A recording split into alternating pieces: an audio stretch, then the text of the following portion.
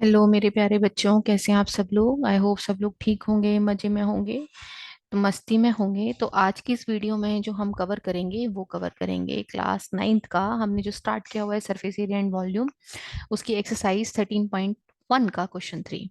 देखिए, दोनों जो क्वेश्चन थे इससे पहले के 1 और 2 वो बड़े सिंपल से थे कि हाँ डायरेक्ट आपने फॉर्मूला लगाया, और थोड़ा थोड़ा सा ट्विस्टेड था कि सीलिंग और थोड़ा सा हमें रूफ का जो है या फ्लोर का हमें कॉन्सेप्ट बताया है। अब देखिए यहाँ पर क्या कहा गया है, पहले क्वेश्चन को रीड करते हैं। The floor of a rectangular hall, एक रेक्टेंगुलर हॉल है, उसका फ्लोर है, उसका पेरीमीटर कितना है, 250 मीटर। कितना है पेरीमीटर? 250 मीटर है।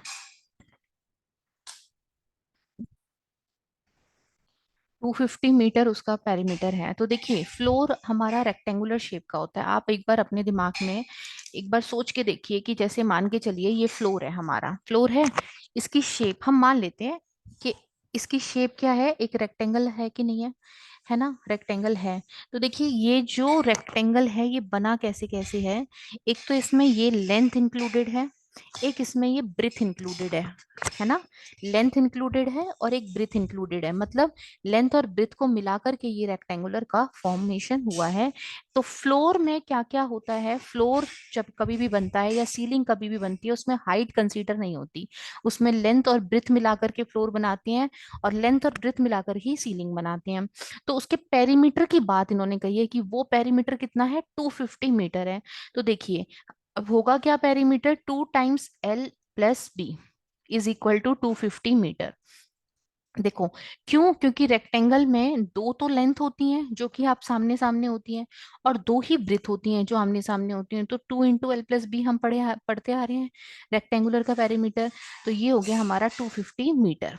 ठीक है, इक्वेशन नंबर 1 डाल देते हैं हम इसको। अब इन्होंने बोला कि cost of painting the four walls at the rate of 10 metre per square is 15,000।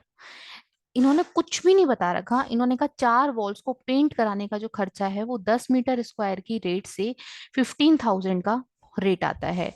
तो हाइट ऑफ द हॉल निकालो। देखिए, सबसे पहले हम अगर टीएसए की बात करें या पेरीमीटर की बात करें, तो पेरीमीटर ऑफ द वॉल क्या हो जाएगा, पेरीमीटर ऑफ द हॉल क्या हो जाएगा हमारा, वो हो जाएगा हमारा, देखो अब L × V तो होगा नहीं कंसीडर, तो 2BH और 2HL ओनली। ठीक है, ये हमारा फोर वॉल्स का पेरीमीटर होता है। तो अगर हम इसको कॉमन लेने की सोचें तो देखो क्या कॉमन आ सकता है, 2B और HB दोनों कॉमन आ सकता है।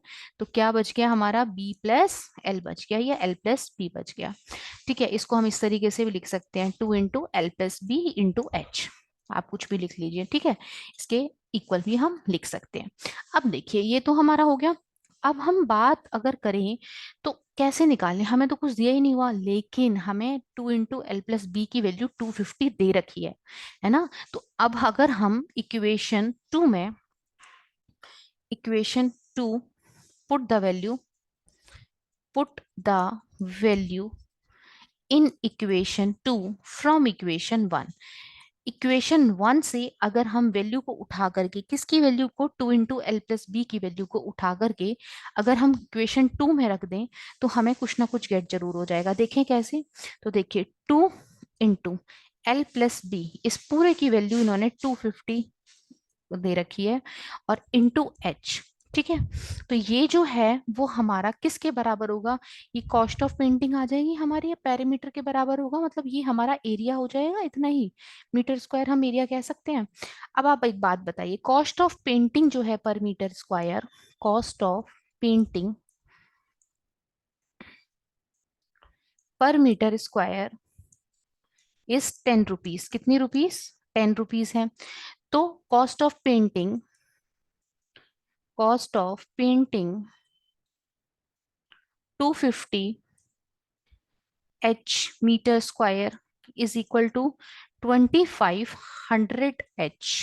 ठीक है भाई, इतने उसका हम अगर निकालेंगे तो इतना हो जाएगा। और देखिए, इसकी तो हमें कॉस्टिंग ऑलरेडी बता रखी है, तो हम क्या करते हैं, 2500 H को कंपैरिजन कर देते हैं 15,000 से। किससे, 15,000 से।